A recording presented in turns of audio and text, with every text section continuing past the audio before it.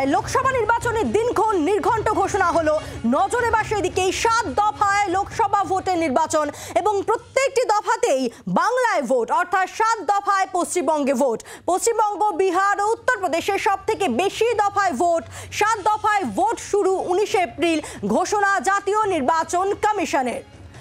উত্তরবঙ্গে 3 দফায় ভোট। প্রথম দফায় কোচবিহার, জলপাইগুড়ি এবং আলিপুরদুয়ারে ভোট। দ্বিতীয় দফাতে রায়গঞ্জ, বালুরঘাট এবং দার্জিলিংয়ে ভোট এবং তৃতীয় দফায় মালদা উত্তর এবং মালদা দক্ষিণ লোকসভা কেন্দ্রে ভোট। 24 এবার 7 দফায় লোকসভা ভোট। 19 এপ্রিল লোকসভায় প্রথম দফার ভোট এবং 4 জুন লোকসভা ভোটের ফলাফল প্রকাশ। ভোটের বিজ্ঞপ্তি জারি 20 মার্চ, জারি নির্বাচনী আদর্শবিধি। আমরা কথা বলবো, আমাদের সঙ্গে সরাসরি রয়েছেন আমাদের দুই প্রতিনিধি। নয়াদিল্লি থেকে রয়েছেন রাজীব চক্রবর্তী এবং কলকাতা থেকে রয়েছেন সুতপা সেন। আমি শুরুতেই রাজীবের কাছে যাই। রাজীব, দিল্লি বাড়ির লড়াইয়ে একেবারে 47 দিন ধরে লোকসভা নির্বাচন,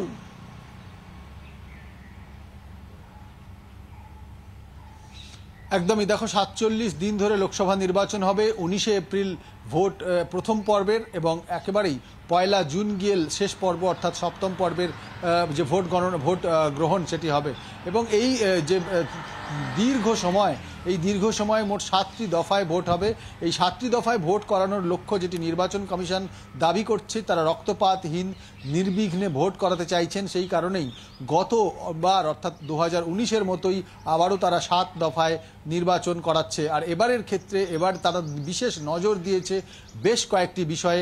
নতুন যে বিষয়গুলি রয়েছে, যেমনটা তুমি শুরু করলে, যে বয়স্ক নাগরিকদের এবং যারা বিশেষভাবে সক্ষম তাদের বাড়িতে গিয়ে যাতে তারা বাড়িতে বসেই ভোট দিতে পারেন সেই বন্দোবস্ত করা হয়েছে। এবার যে অর্থের প্রয়োগ অর্থাৎ অর্থবল, সেই অর্থের প্রয়োগ ভোটে আমরা দেখেছি বিপুল পরিমাণে অর্থ বাজেয়াপ্ত হয়। গত 11টি বিধানসভা নির্বাচনে অর্থাৎ বলছে যে লোকসভা নির্বাচন কমিশন দাবি করছে যে গত বিধানসভা নির্বাচনে অর্থাৎ 11টি রাজ্যের বিধানসভা নির্বাচন থেকে তাদের যে তথ্য তাদের কাছে এসেছে 3,400 কোটি টাকা বাজেয়াপ্ত করা হয়েছে। অর্থাৎ নির্বাচনে যে বেআইনি অর্থ, যে কালো টাকা, সেগুলো যে তার প্রয়োগ করা হয় সেটার কিন্তু এবারে তারা বন্ধ করতে চাইছেন। পাশাপাশি তারা বলতে চাইছেন যে এবার নির্বাচনে এর পাশাপাশি বাহুবল তারা বন্ধ করবেন এবং যাতে একেবারে তলানিতে নিয়ে যাওয়া যায় সেই চেষ্টা তারা করবেন। সেই জন্য 2100 অবজারভার তারা নামিয়েছেন এবং তাই অবজারভাররা একেবারে পুঙ্খানুপুঙ্খ সমস্ত বিষয় তারা খতিয়ে দেখবেন। প্রত্যেকটি জেলায় কন্ট্রোল রুম হবে এবং কন্ট্রোল রুমে বসে তারা সমস্ত টিভি চ্যানেল, সমস্ত সোশ্যাল মিডিয়া যে সমস্ত প্ল্যাটফর্ম রয়েছে তাতে নজর রাখা হবে। রাজীব, সঙ্গে থাকো। ঠিক এই জায়গা থেকে এক তো রক্তপাতহীন নির্বাচন করতে বদ্ধপরিকর কমিশন, একই সঙ্গে মাসল পাওয়ার, বাহুবল আটকাতেও বদ্ধপরিকর নির্বাচন কমিশন। রাজীব কুমারের বক্তব্য শুনবো। मसल पावर को कंट्रोल करने के लिए adequate number of CAPF would be diploid. 24/7 एक नया प्रयोग हम इस बार कर रहे हैं। वी आर एस्टेब्लिशिंग, हम बिल्कुल डिटरमिन्ड हैं इस बार मसल पावर को कम करने के लिए। चुनावों में हिंसा का कोई स्थान होना नहीं चाहिए और ब्लड बाथ बिल्कुल नहीं होना चाहिए।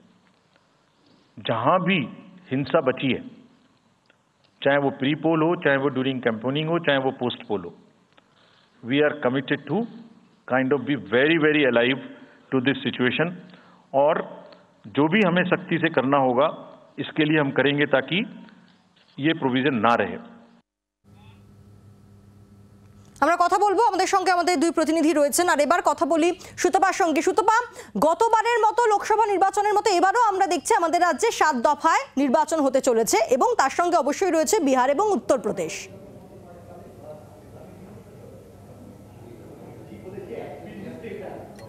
একদমই তাই।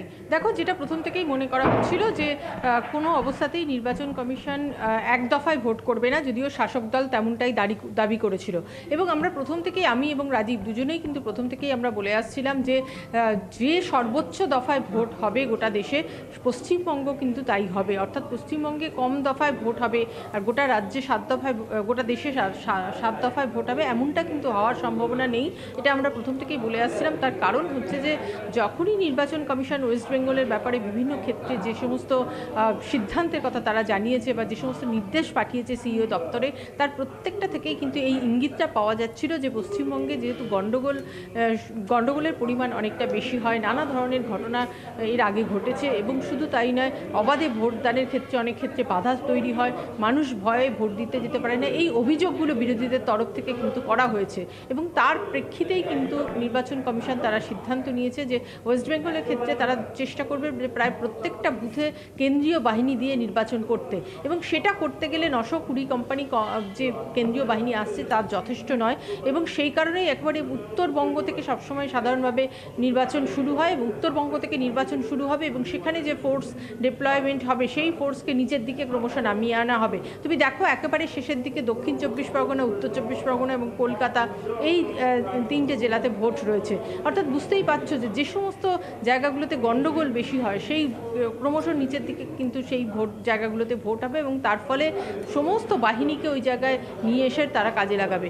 এবং এই কারণটাই হচ্ছে মূল কারণ, যাতে অবাধ নির্বাচন হতে পারে, তাদের মূল লক্ষ্য যেহেতু এটাই, তার ফলে বাহিনীকে ব্যবহার করার জন্যই 7 দফায় ভাগ করা হয়েছে বলে মনে করা হচ্ছে। এবং একই সঙ্গে তারা যেটা চেষ্টা করবেন যে বাহিনীর মাধ্যমে ভোটটা করে মানুষ এক হচ্ছে যাতে নির্বিঘ্নে ভোট দিতে আসতে পারেন, 2 হচ্ছে যে প্রত্যেকটা বুথে যাতে কেন্দ্রীয় বাহিনী রাখা যেতে পারে, এই দুটো বিষয়কে এনশিওর করা। কারণ তাদের মতে অশান্তি রুখতে কেন্দ্রীয় বাহিনী ছাড়া কোনো সম্ভব নয়। তার কারণ হচ্ছে রাজ্যের হাতে যে পরিমাণ বাহিনী আছে তা যথেষ্ট নয়, কারণ আমাদের রাজ্যে বুথের সংখ্যাও বেশি, জনসংখ্যাও অনেক বেশি, তার ফলে এখানে অনেক বেশি বাহিনী প্রয়োজন, যা রাজ্যের বাহিনী দিয়ে করা কোনো মতেই সম্ভব নয়। এবং প্রত্যেক বুথে কেন্দ্রীয় বাহিনী দিতে গেলেই পুরো বাহিনীকে ব্যবহার করতে হবে, এবং সেই জায়গায় দাঁড়িয়েই কিন্তু 7 দফা ভোট করা হচ্ছে উত্তরপ্রদেশ এবং বিহারের সাথে আমাদের রাজ্য। বাংলার আওয়াজ, বাঙালির আবেগ, জি 24 ঘন্টা।